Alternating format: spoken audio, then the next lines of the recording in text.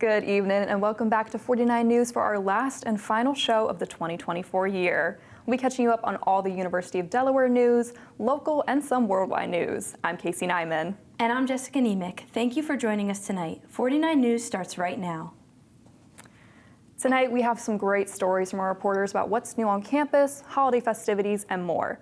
But to start, let's get into some recent local Delaware news.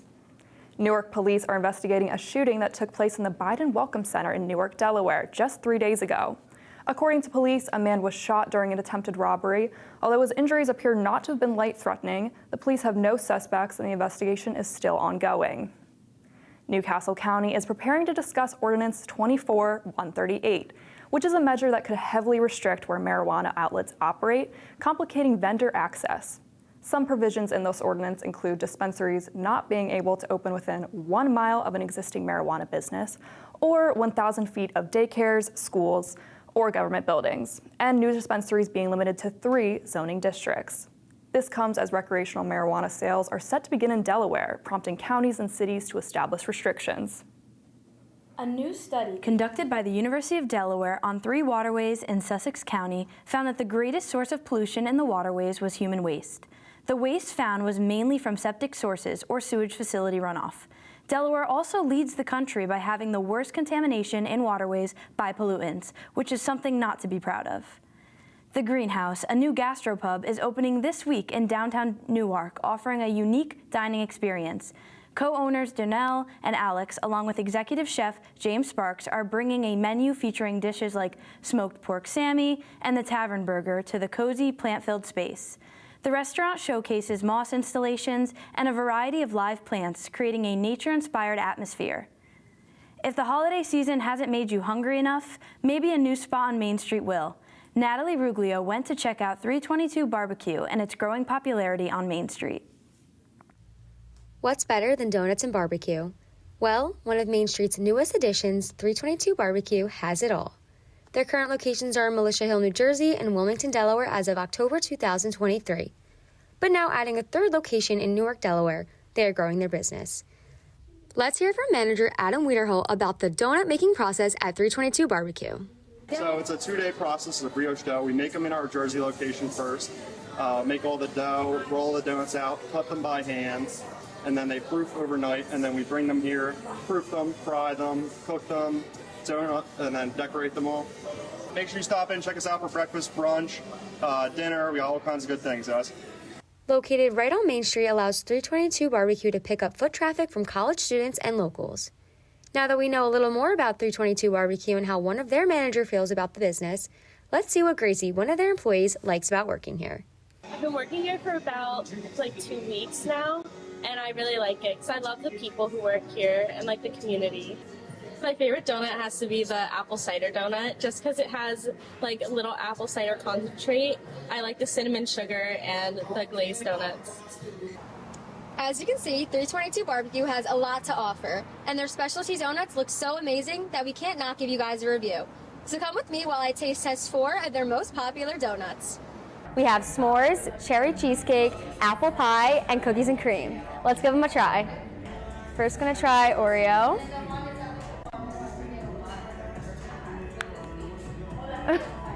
Wow, that is really, really good.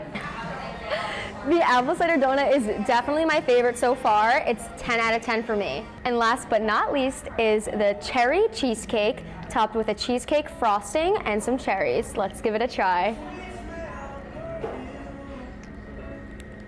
Wow, that is so fresh and amazing. You can definitely tell these are homemade. The cherry cheesecake also gets a 10 out of 10 for me. You guys should come here and try them out.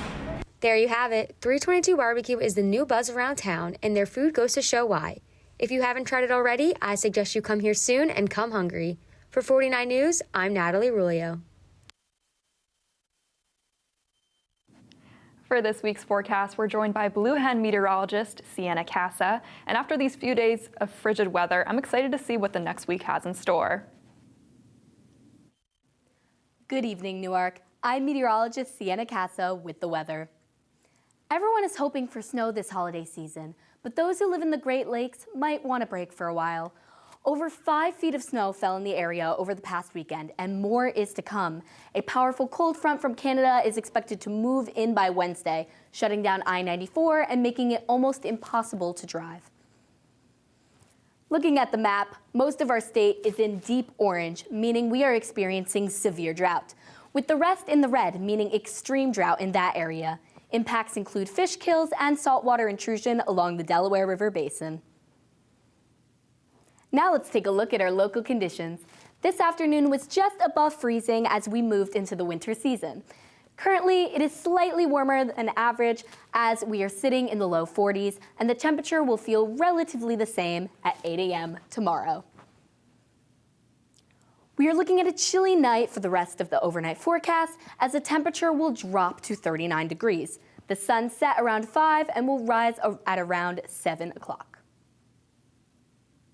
Here is a look at the 7-day forecast. The rest of the week is looking pretty chilly with all days reaching below freezing. Definitely be sure to bundle up. Looking at the weekend, and the beginning of next week, temperatures will certainly rise, but not too significantly. We will even see some showers, but sadly no snow yet this season. Thank you for tuning into Blue Hen Weather this semester, and see you next time. The building we pass by every day are known for their classical architecture, but behind their columns and bricks are flashbacks into the past. Old College is one of the many buildings with more than what meets the eye. Ciara Augustin with more. At the heart of UD's campus lies Old College, one of the many museums at UD. You may have passed this building on the way to class, but it's more than just a landmark. Here is a collection of the university's rich history. Constructed in 1834, its classic architecture grants a window to the past. According to the university, Old College Gallery has a distinction of being on the National Historic Register and is among one of the oldest buildings at the University of Delaware. So Old College currently is the oldest building on campus. To my knowledge, it's roughly around 300 years old. Maybe a little less. While also giving a glimpse into many treasures and timeless artifacts, with creations that range from paintings to sculptures, you could argue they've got it all. What truly brings its greatness to life are the exhibits hosted within its walls. Currently featured is Sight, Sound, and Motion, the dimensions of sculpture. This Thursday at 1, they're doing a sound demonstration, so I heard it's pretty awesome. I've not seen it myself, but I'm hoping to get a glimpse of it because when they do it, the entire room has a vibration to it, which is pretty cool. Despite its historical significance, Old College often goes unnoticed by many students and visitors. If any engineering students need to clear off their mind about like math or something, just come here and walk around, take a breather and relax. History is lovely, but it's more lovely when you get to see it in person. So don't ever not come. You're always invited if the building's open. Absolutely come and look at it, walk around, talk to people. And this spring, I hear they're doing an exhibit. So keep your ear to the ground because they're going to tell you more. They're going to give you all the stuff that you didn't know. So next time you pass by this historic building, consider taking a moment to discover the invaluable work inside. Reporting for 49 News, I'm Sierra. As we heard from our meteorologist Sienna before, it's finally starting to feel like winter, and fittingly, this week is Delaware's Winter Weather Awareness Week. Many organizations such as the Delaware Emergency Management Agency, Delaware Department of Transportation, and the National Weather Service will be collectively sharing vital information regarding residents staying safe this winter. Topics covered include how to prepare for the winter, heavy snow, ice, extreme cold, and lastly, coastal storms, all things we need. This past weekend, Wilmington's Market Street welcomed the holiday season with the celebration of the 60th annual Jaycees Christmas Parade. And Saturday, November 30th, the festivities marched down 9 blocks from 2nd Street to 11th Street. This included marching bands, dance troops, local figures, fire trucks, and floats, all braving the cold, wintry weather. Crowd favorites included a holiday dance routine at the end of the route and the marching band from the Cab Calloway School of Arts. The final holiday tunes welcomed the guest of honor, Santa Claus, of course. Community events like this one are just the beginning of local festivities. And with the holiday season coming up, the pressure is on for finishing all of your holiday shopping, making sure your lists are prepared and checking them twice. Jessica, have you gotten a head start on your shopping yet? I have. I did a lot of shopping for my parents, but I definitely have a lot more gifts to get this year. I know, it's hard in person, so I've been trying to do it all online. But Yes, Cyber Monday, best deals. real, I should have got on that. Anyway. With the holiday season, you might be looking for things to add to your wish list. Emma Schneider went to find out what's #1 on students' lists. Thanksgiving break has come and gone, and now UD students are in the final weeks before the highly anticipated winter break. With December 1st rolling around, and with Mariah Carey being freed, it is no surprise Newark is showing their holiday spirit all through town. With the holidays comes the wish list. No social media is safe for you to miss the many Christmas lists as you're scrolling. Although UD students are entering their 20s, students are still asking Santa and family for a few things. The #1 thing that students ask for comes to no surprise. Definitely just money, cash. Like I need well, obviously everyone needs money, but you know, that's what I was looking for right now. Money and clothes. Others were thinking more about tech. I'm a freshman STEM major and I want an iPad with an Apple Pencil, so. An iPad. Oh, I like it. What type of iPad? I feel like the 10th generation. My birthday's in December too, so it's kind of like a mixed thing, but the only thing I want this month is the AirPod Pro, like the big ones, where it's like there's speakers in your literal ears. And with the new chill Newark has been having, winter necessities are a must. I asked for a bunch of new clothes, new winter jacket, stuff like that. My Christmas list, I'm asking for like a new snowboard jacket and like boots and everything. Although most of these gifts are very common for college students, there was some surprises. Really, I want like a bike with a basket, so like when I live on campus, I can just ride around. Top of my Christmas list is a plane ticket to Nashville. Are some of the things on your list the same as our UD students? For 49 News, I'm Emma Schneider.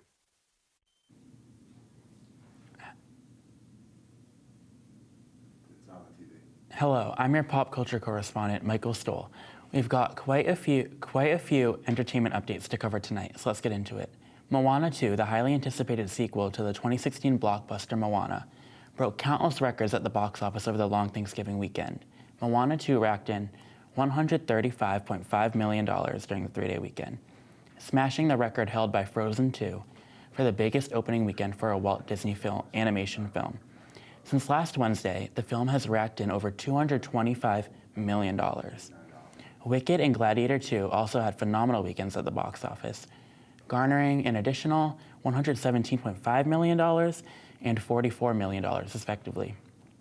Wicked has now amassed an earning of $262.4 million since its release 2 weeks ago, and Gladiator 2 has now made $111.2 million in the 2 weeks since its release. Merry Christmas, Happy Holidays, and Beyonce? That's right, Beyonce will be taking the field on NFL Christmas Game Day on Wednesday, December 25th as the halftime performer. The performance will take place when the Houston Texans host the Baltimore Ravens at NRG Stadium at 4:30 p.m. This isn't Beyonce's first rodeo performing at the Super Bowl. She headlined the 2013 Super Bowl halftime show in New Orleans and joined Coldplay and Bruno Mars during the 2016 Super Bowl halftime show. It has been rumored that Beyonce will be joined by some guests during her performance, most likely an artist featured on her Cowboy Carter album, so possibly Dolly Parton, Miley Cyrus, and Post Malone. Netflix is sponsoring the halftime show and expects it to be a new holiday tradition. The halftime show will be aired on broadcast TV, NFL Plus, and of course Netflix, so be sure to tune in. Pop legend Elton John revealed some scary news on Sunday. As a result of a serious eye infection, he has lost his eyesight. John revealed this after struggling to see his new musical, The Devil Wears Prada, at London's Dominion Theatre, which was also a charity event for his AIDS Foundation. John, who is 77, said the eye infection left him with only limited vision in one eye. However, it will take some time before sight returns to the impacted eye. Unfortunately for now, he has stated he can't see anything, read anything, and watch anything. John quite recently wrapped up his farewell tour in 2023, which at the time was the highest grossing tour ever in history, and has a documentary titled Elton John, Never Too Late, coming out this December 13th. That's all I have for entertainment today. Back to Jessica for more news. Klondike Kate's has officially transformed into a sleigh bar for the 5th year in a row. Grinch-themed and all, the local bar has a hand-built sleigh along with incredible decorations throughout the bar and restaurant. In addition to the decor, Kate's is featuring special food and drinks, such as the Heartwarmer, a hot chocolate topped with toasted fluff, in addition to serving their drinks in Grinch cups. Be sure to check out the fun and festivities during this holiday season. The sleigh bar will be open until January. The annual Reindeer Run and Romp 5K is making its return to Newark this Saturday. In support of the Special Olympics of Delaware, all are welcome to partake in this family-friendly fun and festivities. The 3.1-mile route is lined with holiday entertainment to keep everyone from the walkers to the elite runners involved in the holiday cheer. The race starts at 7 p.m. on Academy Street by the Etna Firehouse and had over 1,400 runners partake last year. They're expecting to have those same numbers again this year, so watch out if you're trying to get around Newark between 7 and 9. You will have to watch out for those runners. With Thanksgiving break coming to an end and winter break right around the corner, some students do not get a break at all. These students are student athletes, and one group in particular is the men's hockey team, who spend nearly their entire winter break at school. I went to learn more from these students. After a hard and long semester, what many students look forward to at the University of Delaware is Thanksgiving and winter break. While most students are able to take this much-needed break, many athletes have to stay on campus for break to continue practicing and preparing for upcoming games or meets. Soumya Agrawal, an RA of Reading Hall on campus, gave a little insight into what it is like at the residence halls for the athletes who stay during break. It's very different from our regular term because there are very less students on campus. So like our requirement from the job, like supporting students and such, we don't have to be that engaged and involved on campus. We can work on ourselves. Like I plan to work on finding jobs and other internship stuff and breaks when students are not here. Usually student athletes are here though. They have their own schedules, so it's like they're living their own lives, we are living our own. As Soumya mentioned, these athletes tend to be doing their own things when they are here on break. The University of Delaware men's hockey team spends their break on the ice. Many student athletes have to stay here over winter break, but let's hear from some University of Delaware hockey players about their thoughts and feelings. We stay for both. So the Friday and Saturday before Thanksgiving, we have games, so we have to stay a little extra longer. And then right after New Year's, we come back for the full winter session. I enjoy being here for winter session because I take a winter session class, so I keep busy during the week.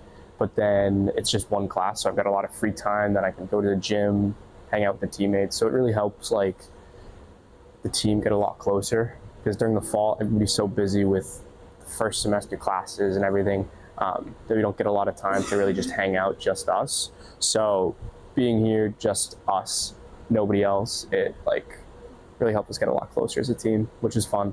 I do not. It kind of gets lonely and you have a lot of time, you don't know what to do with. And personally, I like to be busy, so it kind of gets to me over time. While some athletes enjoy being here for the break, others feel that it gets a little lonely until everybody gets back to school. That is simply the time commitment that comes with being a student athlete at the University of Delaware. For 49 News, I'm Jessica Neiman.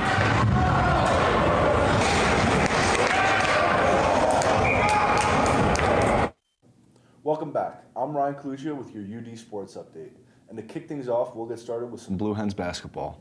The men's team has won 3 straight games, bringing their season record to 5-3, with their most recent win being a night rivalry game against Delaware State. In the 93-80 victory, the Blue Hens hit a season-high 17 threes, which was just one short of tying the school record, set back in December of 2000 against New Hampshire. Along with threes, the team tied a season-high in field goal percentage, three-point percentage, and assists. This game was all blue and gold from the start as the guys jumped out to a quick 11-2 lead, which only continued to grow.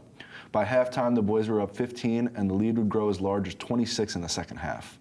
The scoring was led by junior Kavin Riley, who tallied 20 points, 15 of them via the long ball. UD also had 4 other players tally double digits. On Friday, the team will travel to Pittsburgh to take on Duquesne at 6 p.m.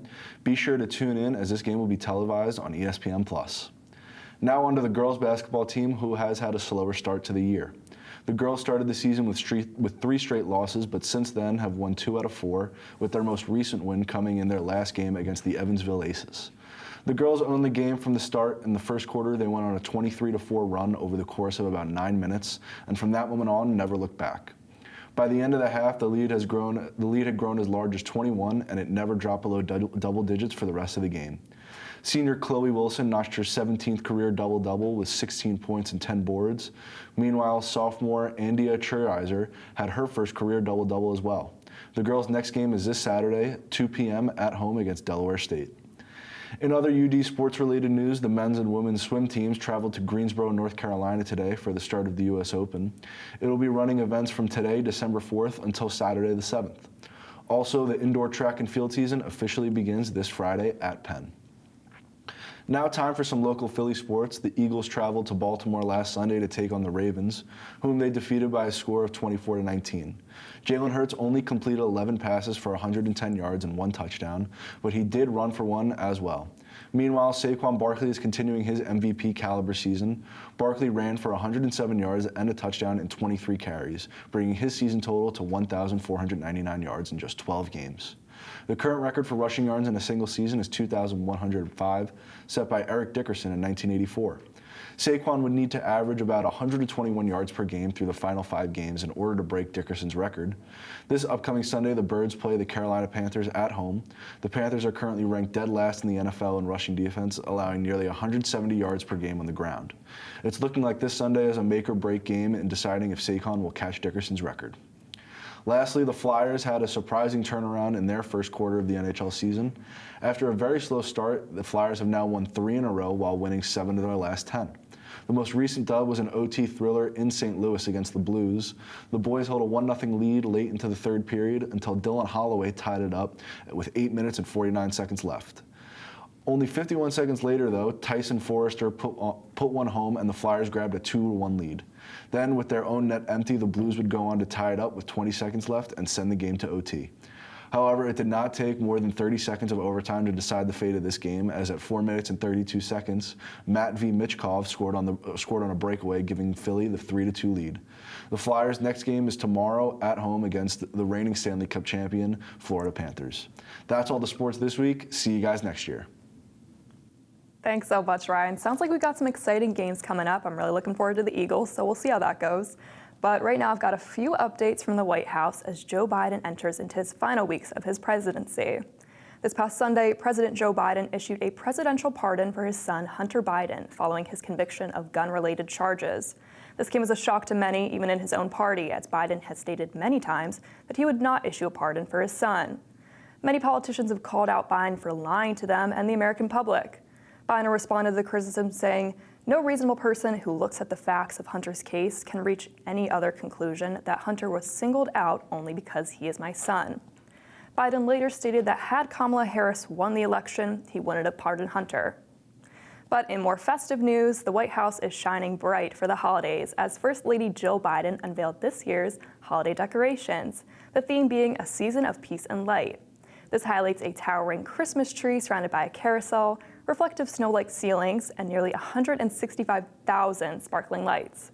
And over 300 volunteers spent a week creating this magical display, with paper doves, gingerbread designs, and tributes to all U.S. states and territories. We'll be right back after this short commercial break.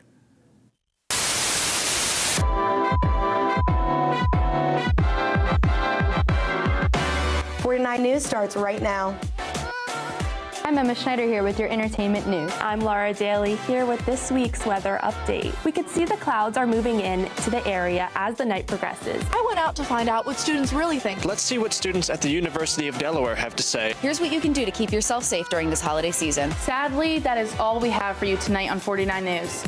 It's back. We're back. Penn Sport Night, your University of Delaware sports broadcasting show. That team from Boston. Just because they got a leprechaun don't mean they're going to be lucky. How has your experience been playing field hockey here? How magical was the beginning of the season for you guys? Who are you rooting for this World Cup? Probably the USA or Scotland.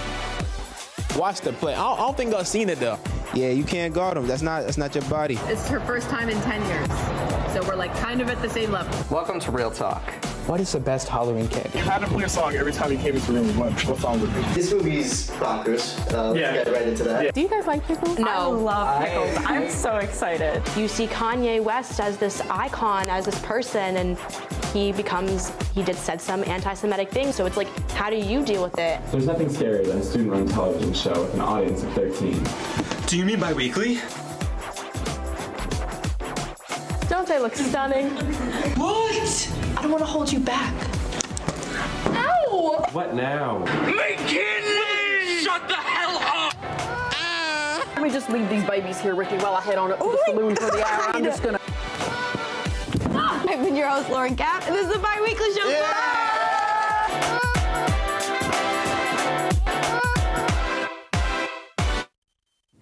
Over the past few weeks, I've had the pleasure of getting behind-the-scenes look at a stellar project. Dapper is a pretty unique student project currently happening. They're working under the supervision of NASA to send a satellite into space. Take a look at this feature video for all the details. 3, 2, 1, 0. All engine running. Liftoff. We have a liftoff. The University of Delaware is preparing for takeoff. You heard that right.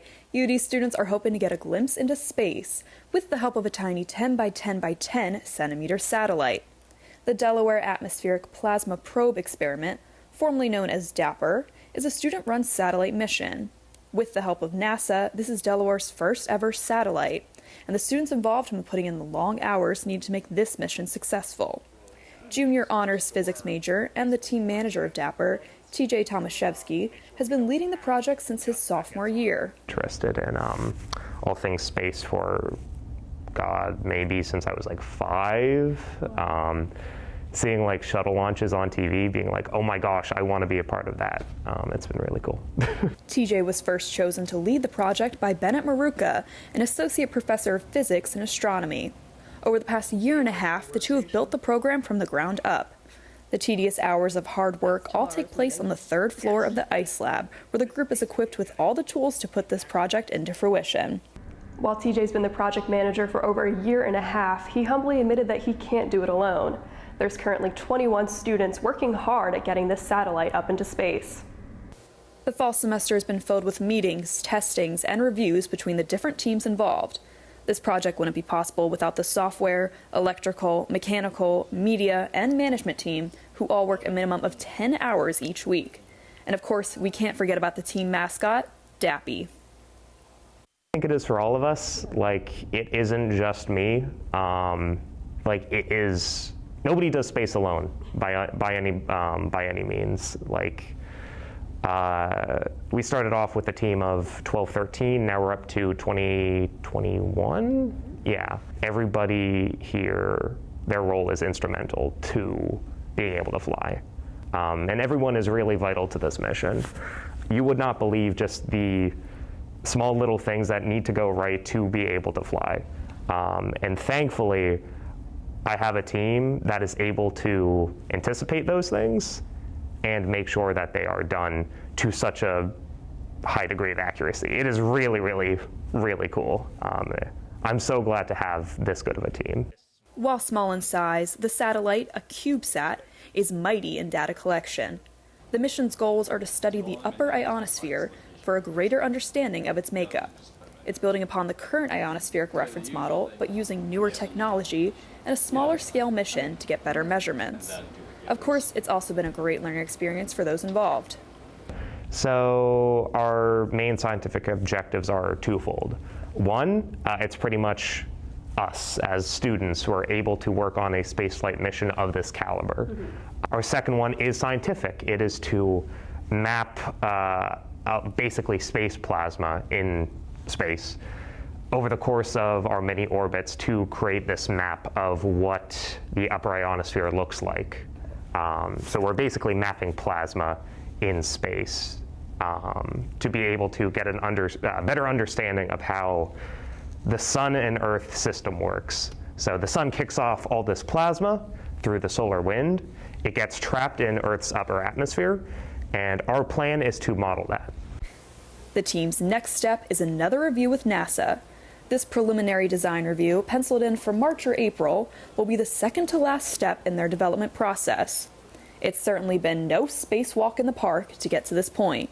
They first had to apply for a ticket to get launched into space, which was a lot of NASA paperwork. It's forecasted that the final model will be handed off to NASA in spring of 2026. From there, it's a waiting game, and NASA's behind-the-scenes steps of evaluation may take 2 months or 2 years. In the meantime, TJ is hoping the project and the team will grow, and he's always on the lookout for new space recruits.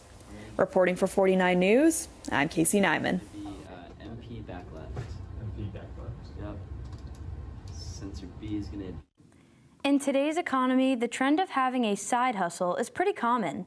These side jobs have become a popular way to bring in some extra cash. A new study found that the most searched side hustle in Delaware is apparently blogging. While rideshare driving typically tops the list nationally, among smaller states such as Delaware, Rhode Island, and Vermont, residents prefer blogging as their most sought-after gig.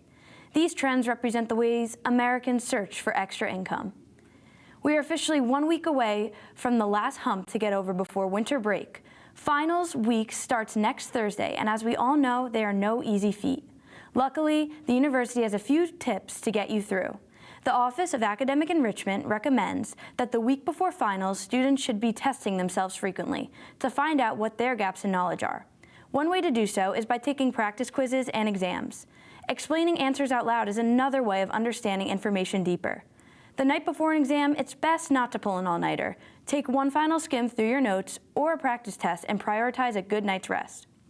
Finally, on the day of an exam, allow enough time in the morning. Reduce stress and anxiety instead of cramming. Finally, motivation can be contagious. Work with a group of students to help keep each other focused.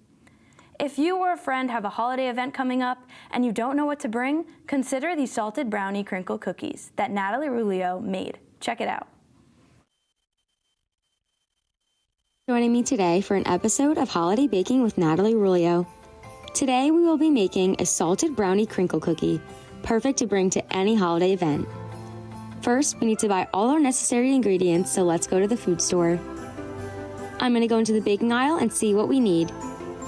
I ended up grabbing some baking soda, vanilla extract, cocoa powder, and some semi-sweet chocolate chips. After getting everything I need, we can check out.